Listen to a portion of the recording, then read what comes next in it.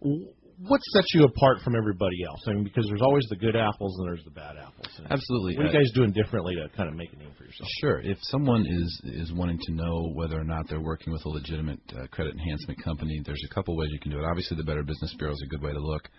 Our company's never had a complaint, much less an unresolved one, with the Better Business Bureau. Also, the National Association of Credit Service Organizations. That is kind of the national watchdog. The BBB, of course, would be more local. But what we do differently is we have a very personal approach. We educate first. So, a consumer can call us and they can get, obviously, a free copy of the credit report to begin with, and then we'll be able to educate them about that. Not just, what is your credit score, but why is your credit score what it is, and what can you do to improve it, what is hurting it, but also what's helping it. So just the full scope of education about why is your credit score what it is, what can you do to maintain the good accounts, and what can you do to improve the negative ones. And, of course, we use education as the foundation for what we're trying to accomplish. There are obviously a lot of consumer laws that we use to their fullest extent as well. And that's probably the biggest issue that people don't know is that, the laws are written on your behalf. As a consumer, you are protected by these laws. And creditors are not allowed, it is illegal for them to report negative information on your credit report without having the proper documentation to do so. So we will verify that for consumers, and that typically will help them improve their scores as well, as most people have inaccurate items on their credit reports. Right. So what is the time and financial investment? Okay, so I've met with you, you've educated me. Mm-hmm. I want to get started. What am I looking at? Okay. If we decide that our enhancement service is what you should do, if that's what's going to be best for you, then your investment is going to be anywhere between $300 and $700 over the course of 12 months. Depending upon the severity of the situation. Now, we will never charge anyone more than that, because even if we had 100 delinquent accounts that were inaccurate, I would not, charge any more than that. We've set that as the top mark. So we'll work on that for you for the entire 6 months as allowed by the state of California.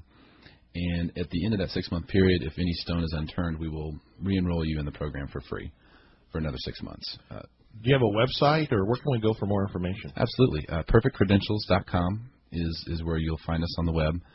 And there's also a lot of good information for consumers I want to put out there on the Government Accountability Office's website, which is www.gao.gov. The Government Accountability Office did a study in 2002 and 2003 regarding consumer credit reports, and there's a lot of good information in that study. It's 22 pages of easy reading that will tell you, easy reading from a government perspective. All things considered. All things considered. And there's a lot of good information in there about, what they found regarding errors on credit reports. And they found that, the majority of people who have, public records, bankruptcies, divorces, liens, collections, have errors. Those were cited as major sources of errors. Derek, are you involved with credit consolidation? No. I wanted to make sure that there is a difference between what you're doing and the consolidators out there. Absolutely, and that brings up a great point, George, because consolidation and debt settlement and a lot of those things are becoming very prevalent out there, and I would encourage anyone who is looking at those options to actually consider bankruptcy. That's one thing. It's a very unknown item that I've noticed, is that a lot of people don't understand that bankruptcy isn't as bad for your credit as you might think. That's right. And it can actually be a very strategic financial move. Versus debt settlement, or the biggest mistake I see, which is people pulling retirement money out to pay off credit card debt. Sure. Bringing that full circle to real estate, I think one of the biggest considerations out there in the marketplace right now is when folks are underwater in their homes, they're upside down. The house is leveraged to $500,000. It's worth $300,000. They're going, what are my options? Do I walk away? Do I go foreclosure? Do I short sale? Do I go to my attorney? He tells me to go file bankruptcy. All those considerations are very common right now, very, very normal, and or prevalent, rather, I should say.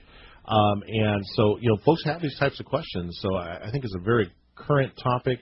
The debt consolidation question. There's a lot of attorneys on TV right now promoting bankruptcy. I know we have a pretty good relationship with Carrie Steigerwalt. They have a phenomenal reputation, and they have some very skilled folks that help you with that. But I think a lot of folks misunderstand those processes, and there's several levels of bankruptcy.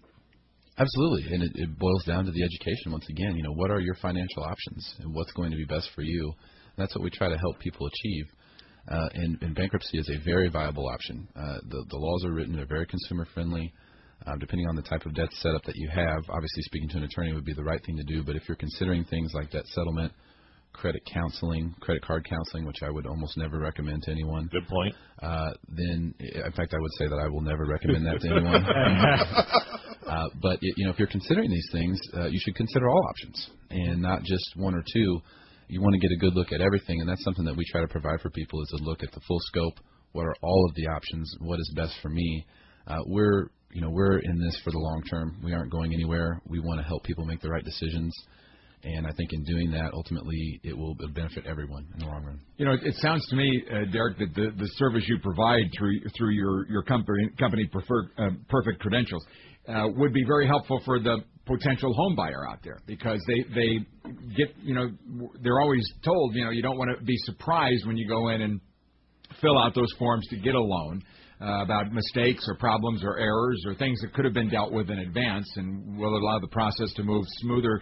And Mark, considering the situation we're in now, where people are making bids and there's so many bids being made on properties, if you're not clean and ready to go, you're not even going to be considered.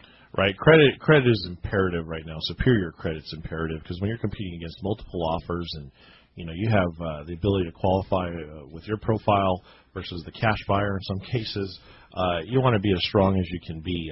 I think the other question too is I think people have this misconception they can go damage their credit and then rebuild it. I think really quickly. I don't think that's accurate, is it? It does take some time, correct? Absolutely. Of course, depending upon the severity.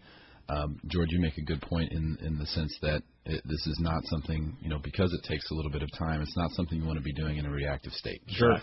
You want to be proactive about this and get out there and find out where you're at. If you don't know what your credit score is, or if you can't tell me what it was in the last 6 months, you should probably find that out. Exactly. What we've found is that when errors occur, they typically will fester on the report for a year or two, which does not help the situation. Age of credit is very important. So, and the most recent, activity on negative items is also very important.